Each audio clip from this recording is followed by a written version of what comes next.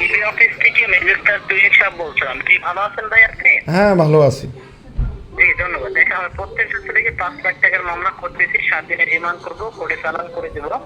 আমরা আপনার থেকে 5 লাখ টাকার মামলা করবো, 7 দিনের রিমান্ড করবো। এখন আপনি যদি বলেন ভাই কোনো মামলা টামলা করেন না, ব্যবস্থা করে ছাড়াই দেন, আমি এখান থেকে ছাড়াই দেবো।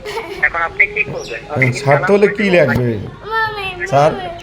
ছাড়তেও চলে যাবে আর এখানে কিন্তু সমস্যা হবে। প্লিজ কি বলেন? বলছি ওকে যদি ছাড়েন ছাইরে দেন তাহলে কি লাগবে? ছেড়ে দিব, আর কেউ জানবে না, গভর্নমেন্টও জানবে না, কেউ জানবে না। এখন আপনি কয় টাকা দিতে পারবেন বলেন, আমাকে বলেন, যদি সম্ভব হয় ছাড়াই দেবো। ছাইরে দিতে কি লাগবে সেটা বলেন।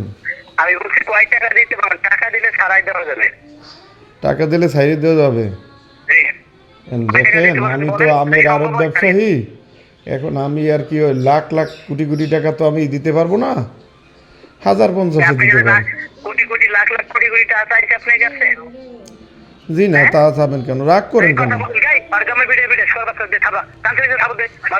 তোর সাথে ভালোভাবে কথা বলতেছি কিন্তু কি মাথা তোর পোলা যে ভোট আইন সবার জন্য সমান, 10 সেকেন্ড লাগবে না তোর পোলারে নিচে নামাই দেয়। বাংলা বুঝোস?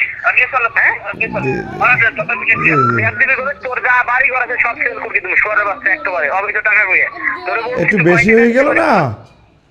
বেশি হয়ে তুই কয় টাকা দিতে পারবি বল? এইভাবে দেশটাকে আর কতদিন খাবি বল?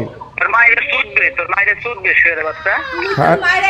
খানকির পোলা একদম মারিয়ালাম, তারেক রহমান শেষ করো খানকির পো, দেশটা শেষ করছো খানকির পো।